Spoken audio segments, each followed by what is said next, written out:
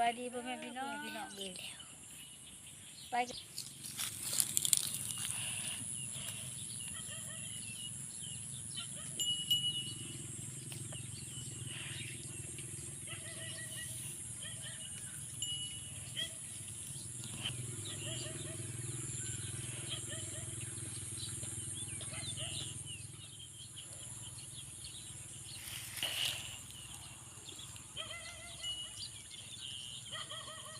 แกงกล่องนะ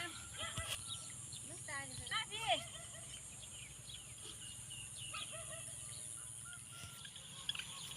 อาชีพชาติใช้เงินผัวให้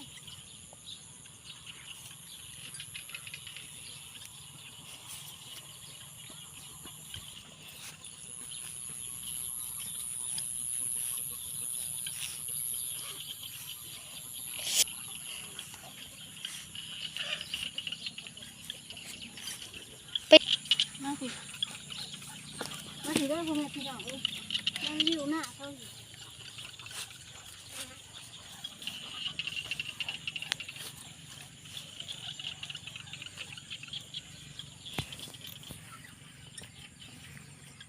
พอดีจะเล่นอ่อนพอดีงาม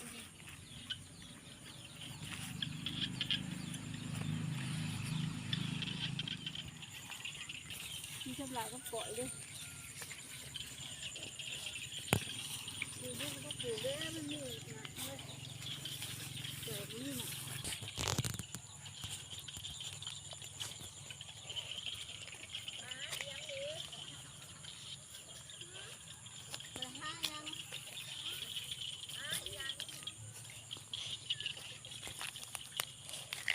มันนอเด่นนั่นเด็กอัดเด็กข้องไงเขาเป็นไงพี่น้องข้องหน้าแข้งเขา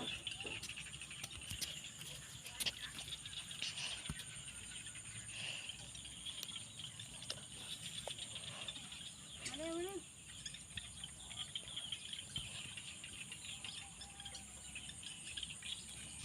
โอเคเอาก็พักเราถึงนั้น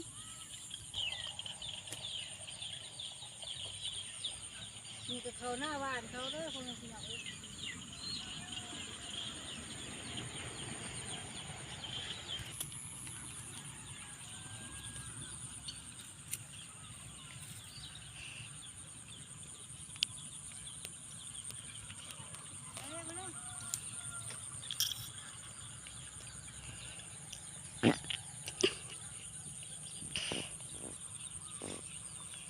แกงกล้องเอาไปลูก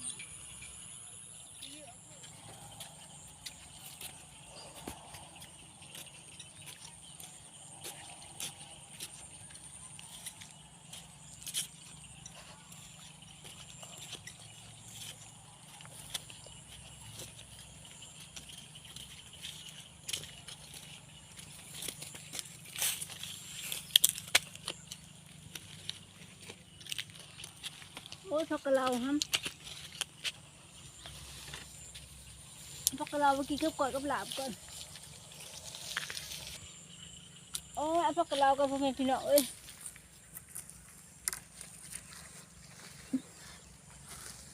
พักกะเราก็อยู่สูง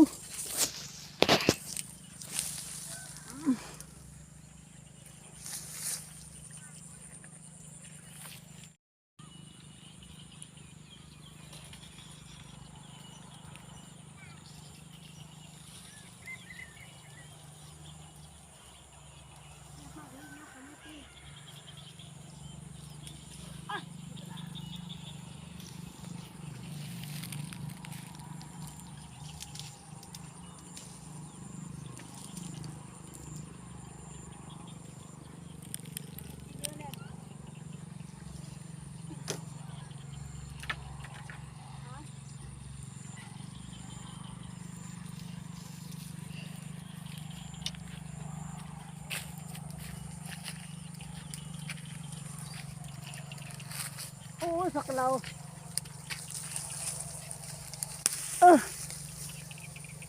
มันไม่ได้ว้าโอ้พักกะเรากับอันนี้นะพ่อแม่พี่น้องเอ้ยพักกะเราจะไปกินจะเป็นเที่ยงไฟกับเจ้าคือเขาบอกอัน มารีวิวหน้าแสงก็ได้นางเข้าเมื่อย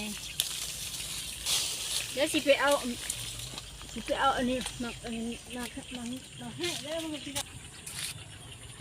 ให้พ่อแม่พี่น้องพี่น้องให้ไม่ให้มาให้เอามาให้มากินกับแจ่วก่อนมาให้เด้อพ่อแม่พี่น้องมาให้บ้านเนาะเอาไปตำเอาไปกินกับแจ่ว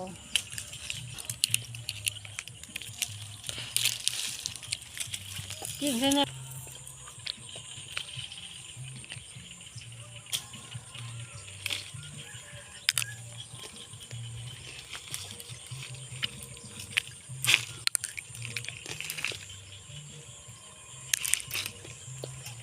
ตัวนี้ก็อยู่ท้องหน้านะขามเด้อพ่อแม่พี่น้องกระบูหูชื่อว่าหน้าไผ่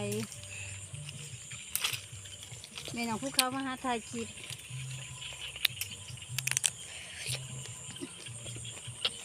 ไปย่างมาทั้งไรวันย่างมาทั้งกลางห้องนี่ไม่ข้างโขกมันโอ้ยขลังเลยลูกปากเลย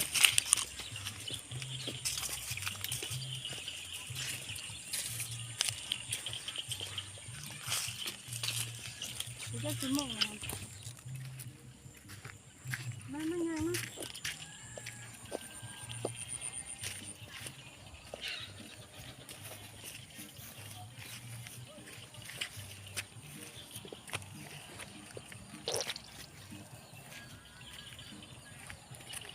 ตอนนี้ก็ใต้ข้ออยู่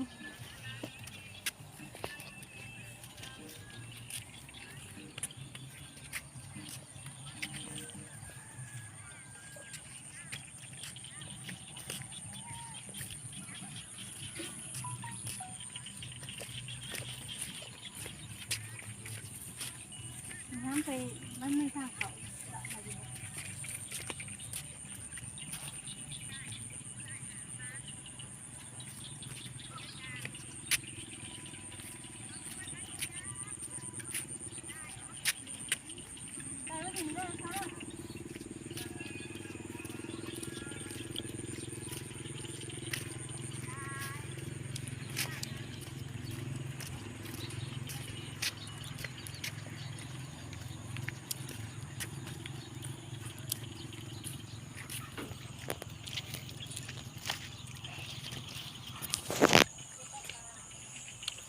ทางไปอยู่บนนี่ก็หนักสบายจะรู้โคตรจะรู้ผูกคล้อง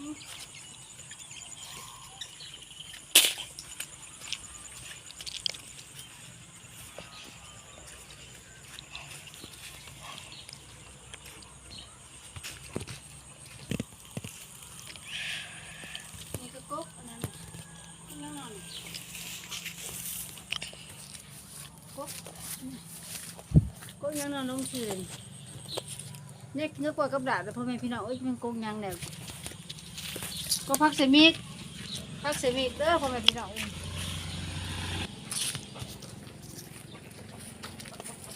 น้ำนี่ก็คือนี่ก็เลื่อนประพับหน้าขาม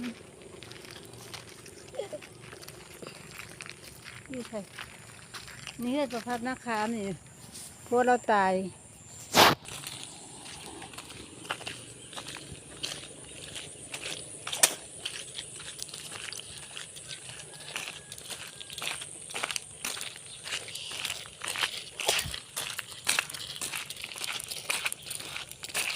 เขาถ้าแจ้งงามเนาะ